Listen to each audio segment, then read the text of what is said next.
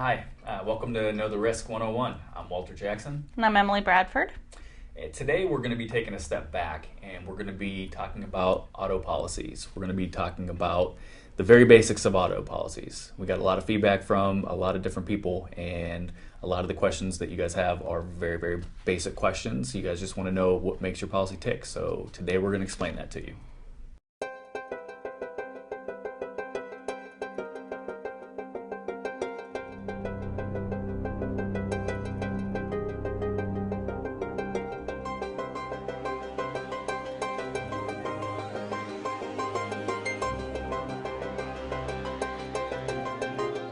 What makes up an auto policy? Your auto policy is basically two parts. You've got your insurance coverage for yourself and your family and those who live in your household, people in your car, and then you've got insurance for everyone else. So we're dealing with first party coverage and liability coverage. We're going to break that down and let you know what each individual piece consists of. The most common coverage that people think about when they think about their car insurance is their collision coverage. That's the coverage that you have that handles damage to your vehicle in the case that you're in an accident. So if you hit a tree, if you hit another car, if you hit a fence, anything that can be considered a collision other than animals, right, would fall under your collision coverage.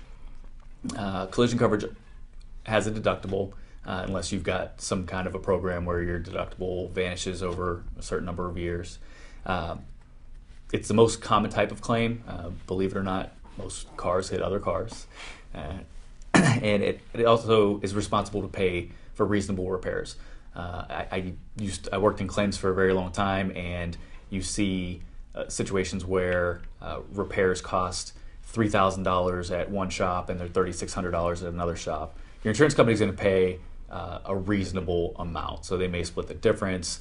They may go with the going rate in the area, but it's not just a situation where they're going to pay the highest amount of money for damages to be repaired. Emily, are you going to talk about? Yeah, the other one. So I'm going to talk about there's collision and then obviously comprehensive. Comprehensive is sometimes others to other than collision, depending on the insurance company, the way they list it. But it's protection against named perils, so fire, vandalism, theft, animals, and glass. Think of it of anything other than you hitting into another car or upsetting your vehicle is considered the comprehensive collision.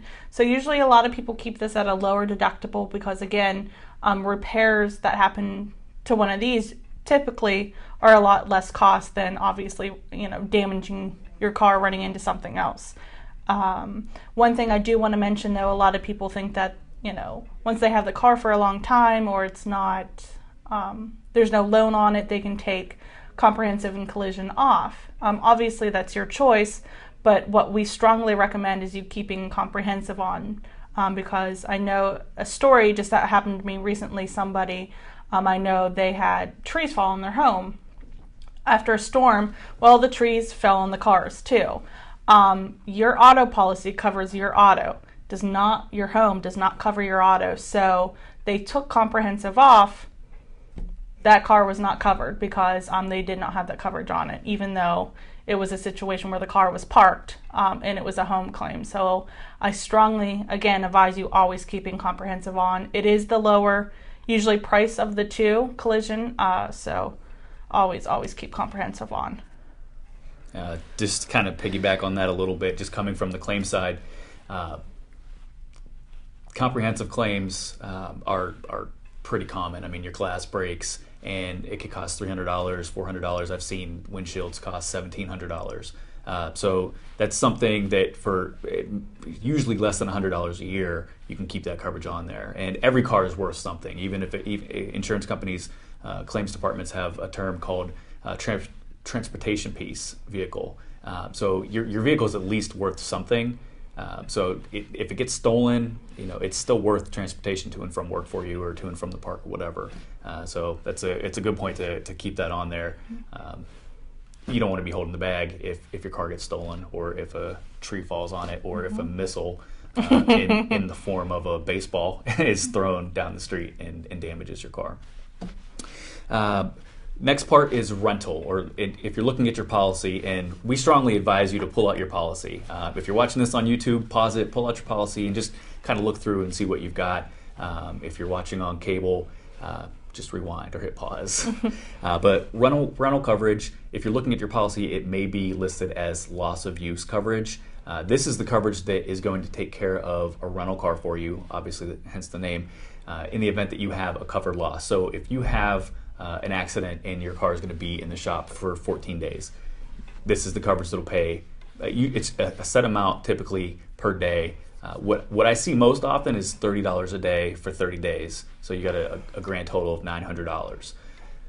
One thing that I do want to mention in that regard, though, is you can't really rent a car for $30 a day. I did some research, and the smallest car that you can rent is going to cost you about $34 a day. So if your car is stolen, most insurance companies have a 30-day grace period before they're going to pay you for your car. So they will take care of a rental car for you for 30 days. But you take that $4 a day over 30 days, it's $120 out of your pocket. And that's just for the smallest car. For a decent four-door car, you're looking at about $42 a day. And if your insurance company's paying $30, who's stuck with the $12 a day? That's unfortunately yours. So take a look at what you have and decide if you want to drive a little walnut on wheels around for a month, or if you'd rather be able to afford something a little bit bigger that can suit your needs. It's very cheap usually to get the higher one. Rental coverage is definitely not very expensive, and it's worth it. It doesn't cost even a tenth of what the $10 extra a year or whatever it is to cover the $150 or what you said is obviously the better of the two. Right. So I'm going to go after towing and labor. Again, like Walt said, sometimes it's listed a little differently with companies, so make sure that you do find that coverage. Though they're all different kind of limits. Some companies use percentage of the actual towing cost. Some give you $1 a day amount, so $50, $100 a day. But just as he did some research on the rentals, I found that the average towing cost is usually about $150.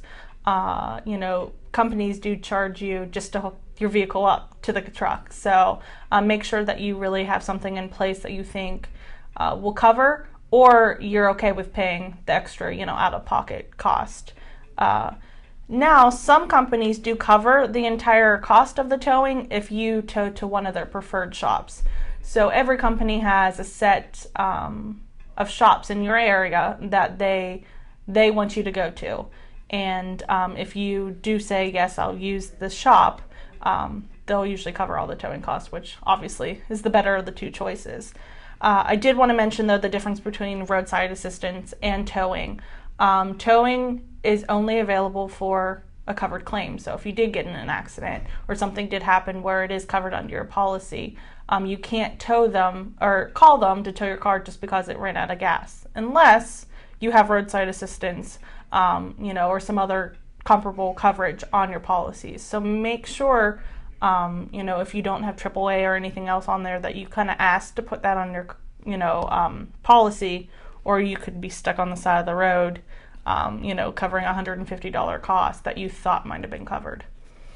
Yeah, just to kind of add on to that, what kind of vehicle do you have? That's kind of going to dictate. I mean, if you have a very small two-door car and you also have a Super Duty truck, you don't need the same coverage for towing on both of those. I mean, to tow the small car, maybe $100 is appropriate, but if you do have a larger vehicle, the cost to tow that is going to increase. So you want to keep that in mind when you're setting your limits with your agent. Yeah, absolutely. There's definitely differences there. You're going to go over gap coverage? Yeah, gap coverage. I don't have the luxury of owning a brand new car. I do. It's not a luxury sometimes. But when you go to the lot, you buy your car. What does everybody tell you? The value drops as soon as you drive it off of the lot, and that's true. There's a coverage that you can put on your insurance policy, and a lot of times the car dealership will try and get you to buy it through them. It's your choice really how you get it, but if you have a newer vehicle, 1, 2 years old, you want to get gap coverage if you have a loan on it, unless you put a substantial amount down on it. If you have a vehicle that is worth $7,000 and it's in a crash and it's totaled out, and let's say you owe $9,000 on it, that $2,000 difference has to come out of your pocket, unless you have gap coverage. If you have gap coverage, you pay it's a small annual fee added on to your premium, and the insurance company will pay the difference between what the vehicle was worth and what you owe. To kind of piggyback on that, there's also some programs. The insurance company that we work with has new vehicle replacement plans.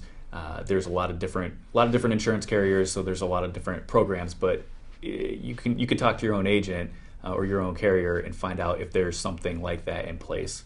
That way, if you have a total loss, you don't have to look for a new car. You call them up, report your claim. They tell you your car is totaled, and they put you in with a total loss handler. And what that person was going to do is look for a vehicle that matches yours, year, make, model, maybe even a year newer, maybe fewer miles. But they take all the legwork out of it. So that's a pretty big deal. I mean, I know when I was looking for my car, I spent a long time looking for it. So it's time I'm never going to get back. So if you can kind of pawn that off on somebody else to do it, and it just costs a couple bucks a year, yeah, it's definitely worth considering. I know, like I said, I do have a brand new car. What was brand new, about a year ago.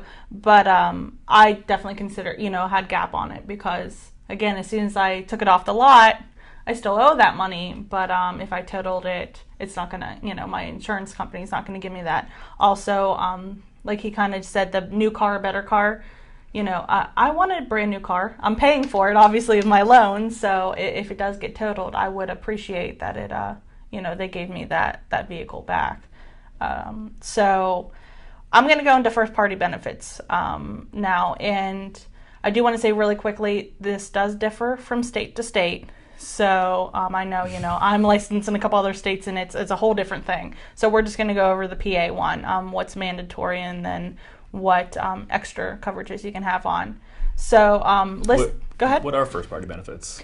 So first party benefits, it protects you and then the people inside your car. So, husband, wife, children, even if I'm taking you, to work one day, it covers everybody inside your vehicle. With the coverages, obviously. So the first one that you have to have in the state of PA is medical payments. You have to have at least $5,000. It's mandatory. You can't get out of it. It's just there.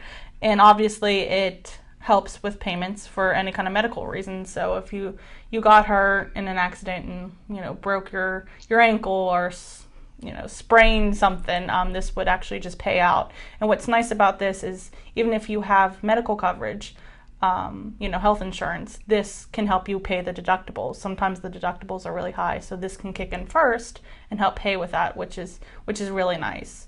If you don't want to have a lot of out-of-pocket expense. Obviously, like I said, $5,000 is the lowest you can go, and you can take that all the way up, to really outrageous costs.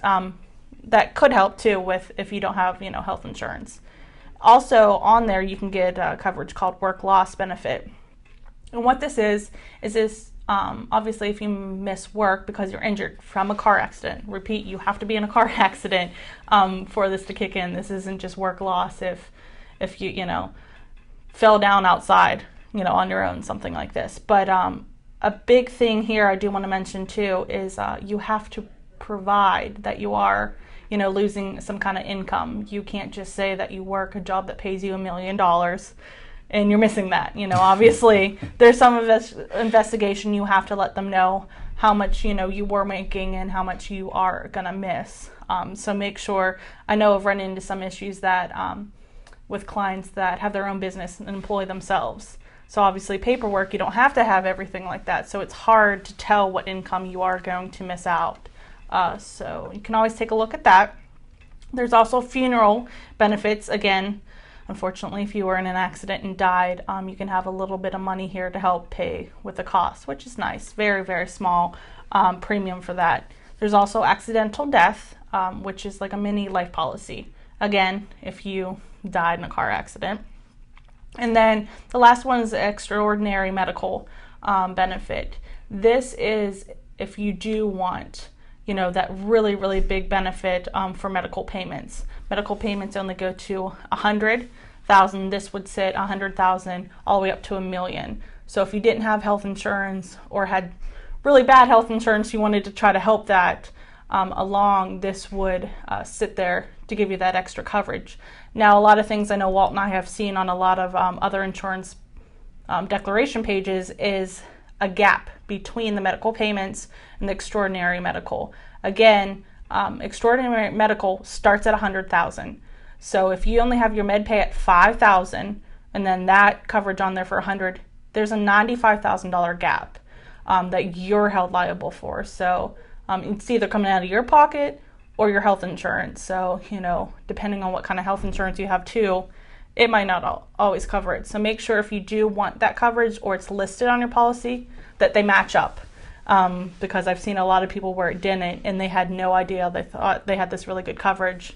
And it upset them when they found out there was a big gap there. So if you do want that, make sure that they do match up with your medical payments all the way up to 100,000.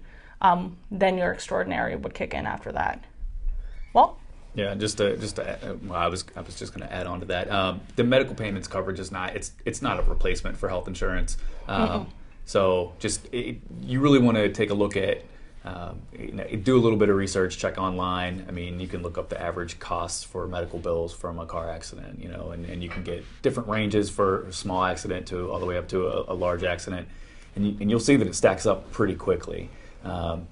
Just coming from the claim side that I was in previously, $5,000 is the state minimum. You have to carry that. I don't recommend that you carry that. You should definitely carry more than that. I mean, just being carted off in an ambulance. Thousands. You can be looking at thousands of dollars, and that's before you even get to the hospital. And I think aspirin at the hospital is about $28 a pop. So last time I was in the hospital, it was $22 for aspirin. So, I think everybody knows that healthcare costs can increase very, very quickly. So take a look at increasing your limits as high as you can afford. I mean, medical payments coverage is not super expensive. You may be looking at a few dollars difference per year going from 5 or 10,000 up to 25,000.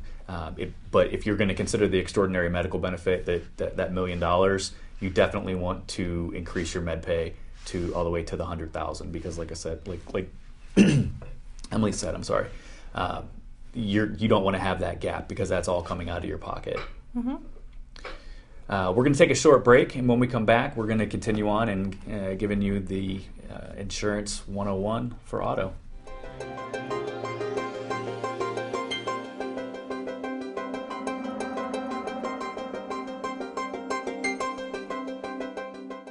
Hello, America. Mr. Bold speaking. I issued an ice bucket challenge to my good friend Darth Vader, and given his ego and celebrity status, I was sure that he would take the challenge. But if he doesn't show up in the next minute or two, I'm going to have to do it myself.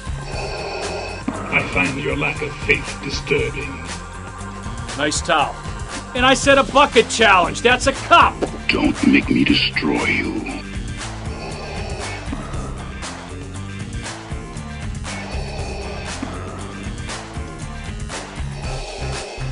You're such a show-off.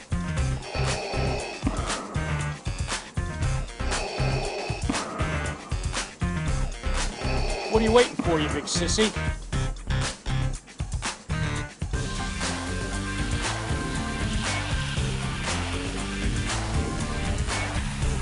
It is pointless to resist. I can't believe you just force-soaked me! All the reason. You're not such a bad guy after all, old buddy. Apology accepted. The Ice Bucket Challenge has done a great job of raising awareness for ALS and many other noteworthy charities. If you have an Ice Bucket Challenge or some other cause you would like to bring attention to, Darth Vader and yours truly, Mr. Bold, would like you to come to BPTV and will gladly help you make a program or promo or share your existing video with the community. We would be honored if you would join us.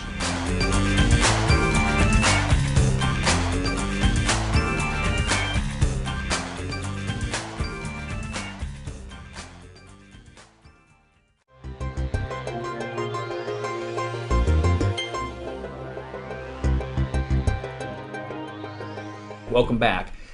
We talked about your auto insurance so far that pertains to you, the me part of it. Now we're going to talk about everybody else. This is your liability insurance. This is usually when you hear people talking about their insurance, their liability limits, 100, 300, 25, 50. This is what they're talking about. This is the amount of money that you have in your insurance policy that will take care of damages and injuries that you do to other people. There's bodily injury liability, and then there's property damage liability. Your bodily injury is going to be set up as it's just going to be a series of numbers. Basically, we're going to use 100, 300 because that's probably the most common and it's easy. That gives you $100,000 per person and $300,000 total per accident in the event that you're at fault for an accident. So if you hit a minivan that has 4 people in it, each one of those people can have their medical bills taken care of up to a limit per person of $100,000, but overall $300,000. So once you get into the scenario where you've got 4 people and they've got $300,000 total in medical bills, nobody's getting that full $100,000. That's something that you want to seriously consider. I won't say that lawsuits are on the rise, but you can say it. It is. Okay, lawsuits are definitely a lot more common now than they were 15, 20 years ago. So take a look at what you have. The reason that liability is so important is because it protects your assets.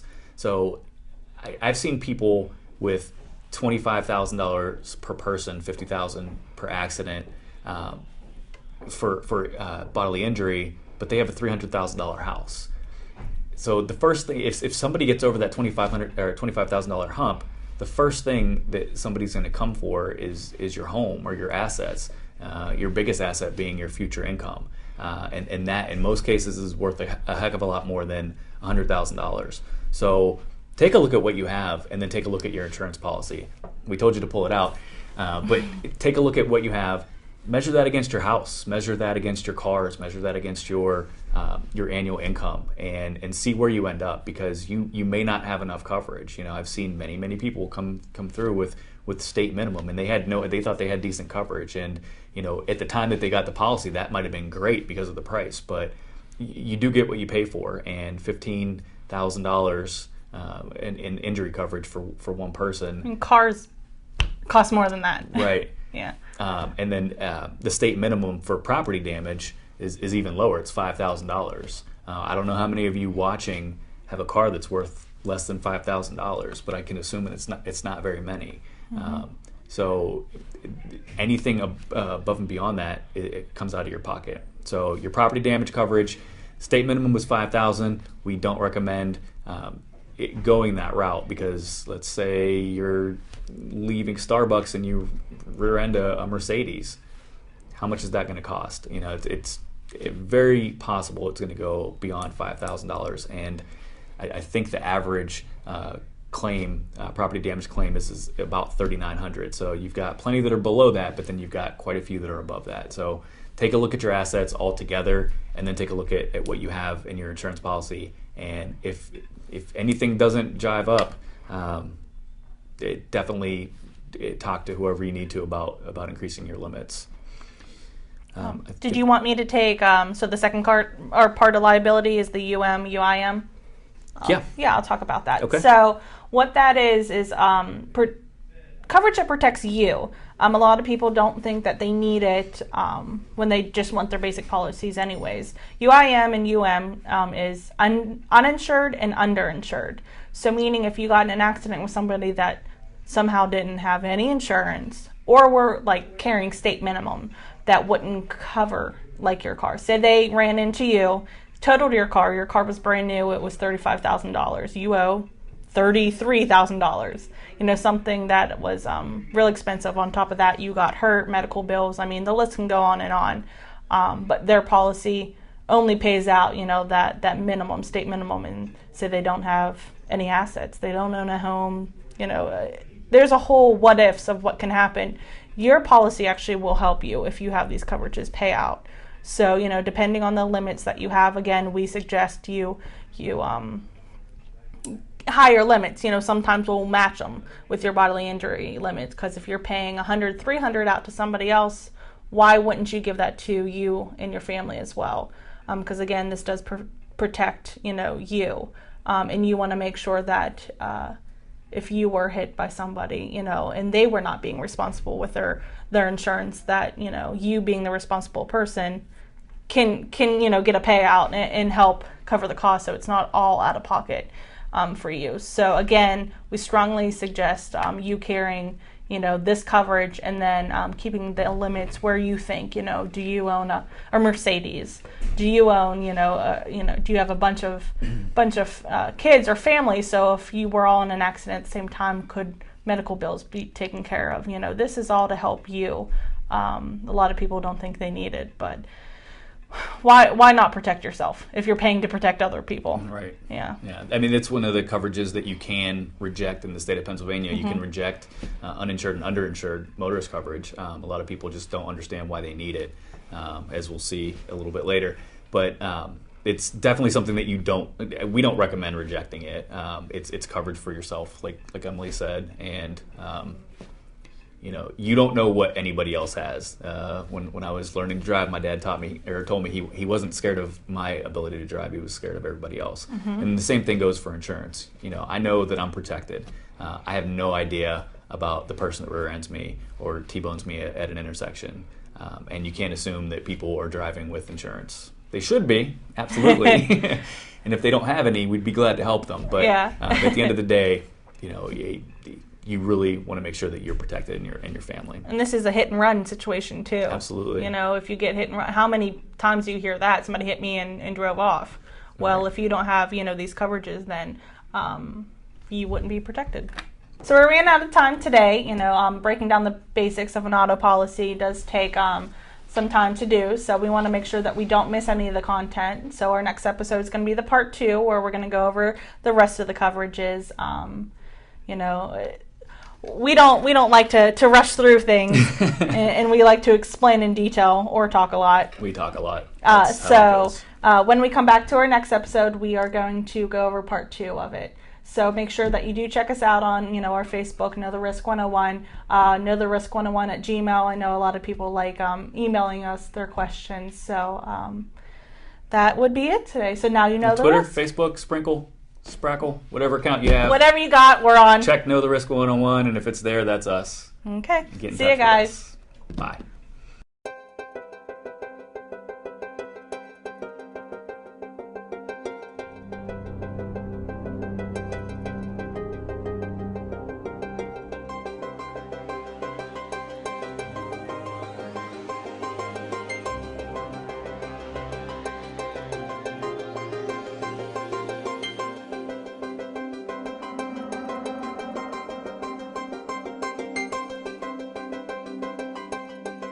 Today we'll be discussing strokes. Strokes kill almost 130,000 Americans each year.